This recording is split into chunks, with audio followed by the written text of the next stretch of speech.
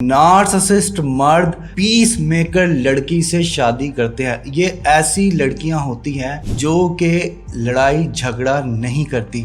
ये वो लड़कियां होती हैं जो घर में अमन रखती हैं। ये वो लड़कियां होती हैं जो ना बहस करती, ना चीखती, ना चिल्लाती। ये वो लड़कियां होती हैं जो कि गलती उनकी होती है नार्सिसिस्ट मर्द की, माफ़ी खुद मांग लेती हैं। ये वो लड़कियां होती है कि उनकी खुशी की खातिर खुद कॉम्प्रोमाइज़ कर लेती है। देखिए, नार्सिसिस्ट मर्द एग्जैक्टली ऐसी औरत से ही शादी करता है, क्योंकि ये वो खातून होती हैं जो उनको नार्सिसिस्ट मर्द को चेंज होने का नहीं कहती है। ये वो होती हैं जो कि उनको उनके झूठ को एक्सपोज नहीं करती। ये वो खातून होती है जो कि उनकी नापसंद सारे के सारे मसला, सारी की सारी गलती खुद पे ले लेती है। और नार्सिसिस्ट मर्द तो होता ही फरिश्ता है, नार्सिसिस्ट मर्द तो होता ही मासूम है। नार्सिसिस्ट मर्द तो जो कुछ कर रहा होता है वो सिर्फ और सिर्फ अपनी फैमिली के लिए कर रहा होता है। ये उनका मुखौटा होता है और ये खातून उनको सपोर्ट करती है, क्योंकि उन्हें पता है। अब इसके पीछे भी कुछ रीज़न आ जाती है